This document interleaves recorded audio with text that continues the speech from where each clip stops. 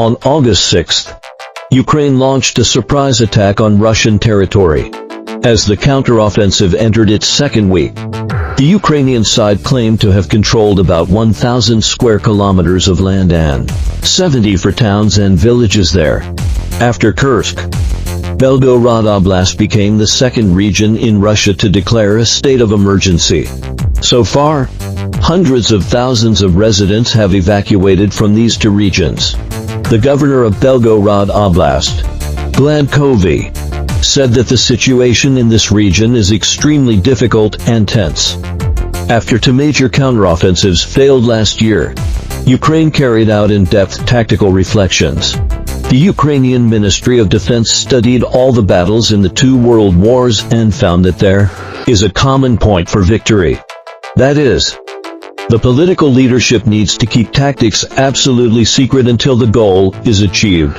This surprise attack by the Ukrainian army can be called a successful high-stakes sneak attack. Ukraine's secrecy work this time is extremely excellent. Soldiers hid heavy weapons in the forest.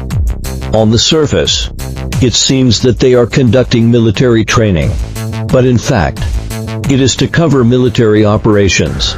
High-ranking military generals received their tasks only 3 days before the surprise attack. And ordinary soldiers were deployed with combat plans only 24 hours before the operation. This time, Ukraine first launched an attack with drone swarms, quickly paralyzing the Russian defensive fortifications. Then, mechanized troops advanced at high speed. Russia only deployed anti-harassment forces. Due to being completely caught off guard, it showed extremely unprofessional behavior during the retreat and directly left the highway monitoring system to the Ukrainian troops. As a result, the Russian reinforcement troops were completely exposed under the noses of the Ukrainian army and were beaten extremely embarrassingly. More than 1,000 Russian soldiers became high-value prisoners. You should know that the Russia-Ukraine conflict has lasted for 2.5 years. Previously, Ukraine had only captured more than 2,000 Russian soldiers. The Kursk region was originally in the rear area of the Russia-Ukraine battlefield. Here has become a place where many Russian soldiers earn military merits. Some of these soldiers, although having poor combat effectiveness, rely on background and connections and are nominally affiliated with the Russian Federal Security Service, which belongs to the category of Putin's core system. During the prisoner exchange between Russia and Ukraine, Ukraine has specifically named these people to be exchanged for members of the Azov battalion. Putin is extremely angry about this. This is the most in-depth and significant counteroffensive by Ukraine against Russia since the Russia-Ukraine war broke out in February 2022. Putin vows that Ukraine will surely pay a heavy price for this. Putin's anger is not hard to imagine.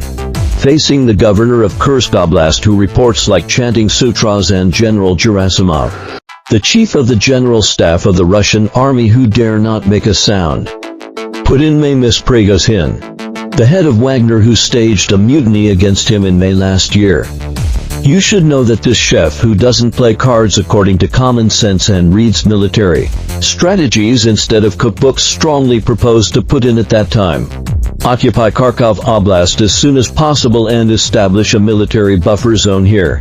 If Kharkov cannot be captured, as a second choice, a military defense zone should also be established in Kursk Oblast and Belgorod Oblast to prevent a surprise attack by the Ukrainian army. Obviously, the chef's suggestion was not adopted.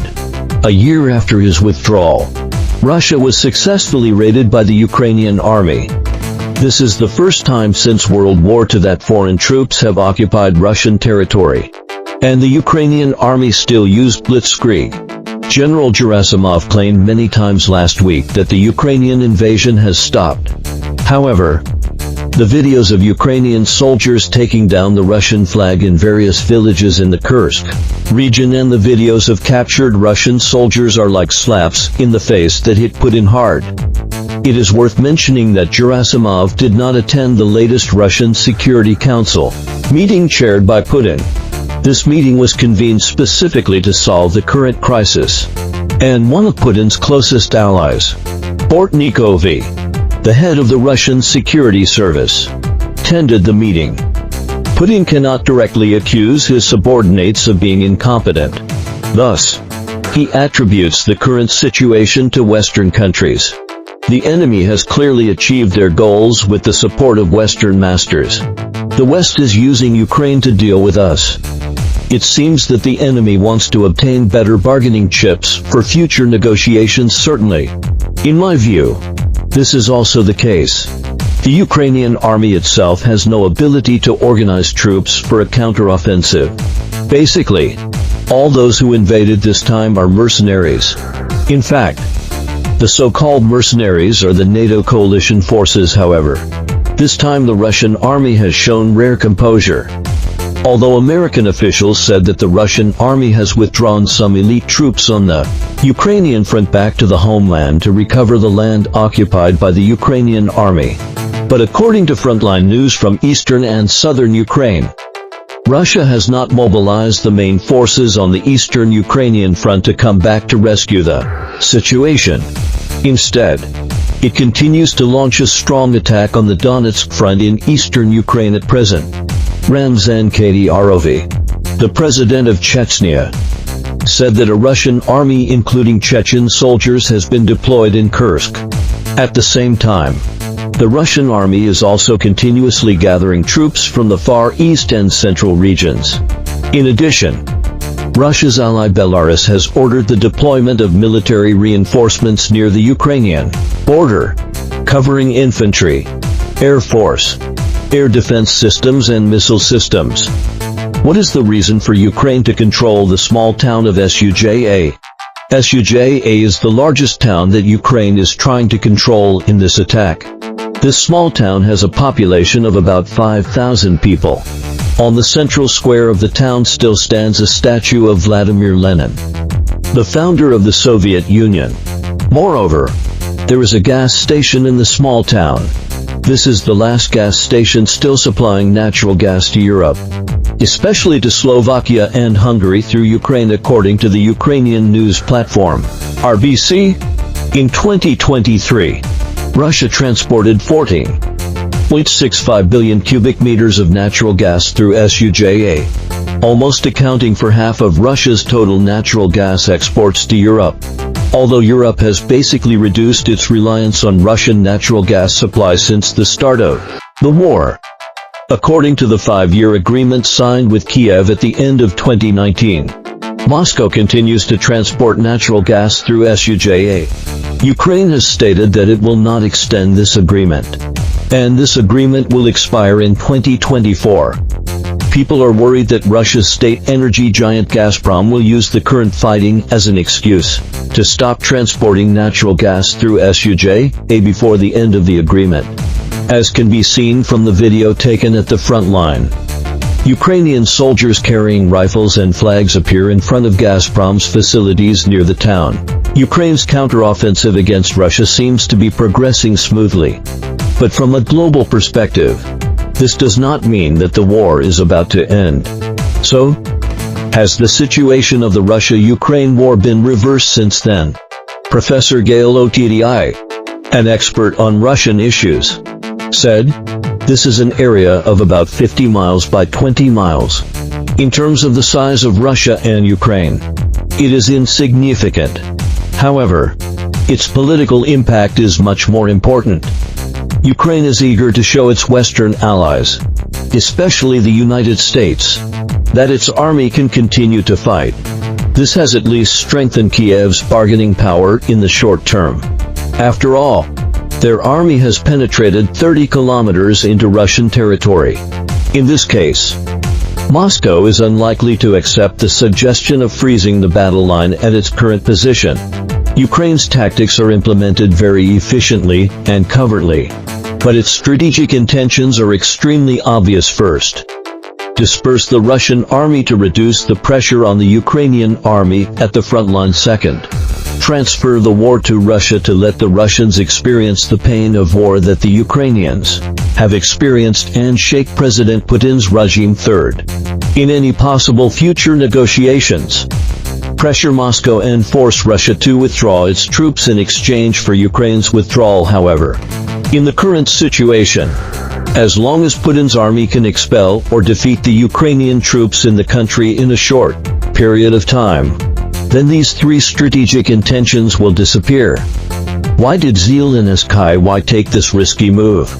Although Ukraine's successful surprise attack this time will boost the morale of Ukrainians in the short term, it may cause the entire eastern Ukraine to suffer greater territorial losses, because the frontline battles in these areas are still fierce at present. And this approach of taking drastic measures may cause Ukraine to completely collapse in a head-on confrontation. However, from a strategic perspective, this surprise attack has three important meanings for Zelensky. First, the upcoming U.S. presidential election. Currently, the U.S. presidential election has entered a white-hot stage, and the election situation is in a deadlocked state. Trump and Harris are very close in the polls, and both candidates have the possibility of entering the White House. However, in terms of Ukraine policy, Trump and Harris are very different. If Trump wins the election, he will quickly fulfill his campaign promise and promote Russia and Ukraine to reach a peace agreement. This means that he is very likely to abandon Zelensky and ask Ukraine to give up some territories in the negotiations, including the Crimean Peninsula and the four eastern states occupied by Russia. For Zelensky, this is undoubtedly an unacceptable failure. Therefore, on the occasion of the U.S.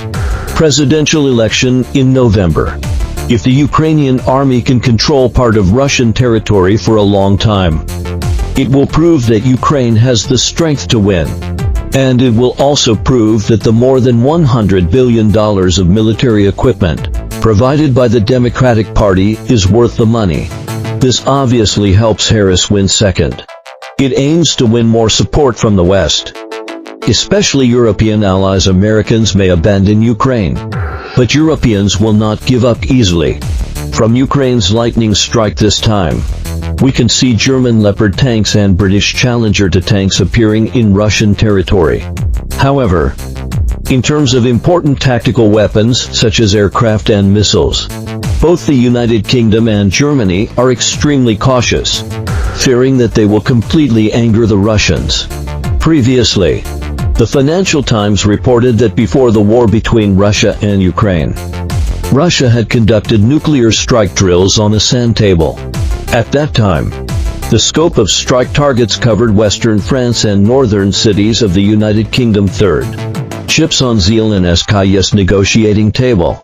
Now that Ukraine has occupied Russian territory, it is a humiliation for Russia. Ukraine can use this sense of humiliation to pry more Russian chips and change the way of negotiating with Russia, so as to win more negotiating space for itself. However, for Zelensky, the premise of all this is that the short-term gains of this attack can be transformed into a lasting strategic advantage. That is, the Ukrainian army truly gains a firm foothold in Russian territory.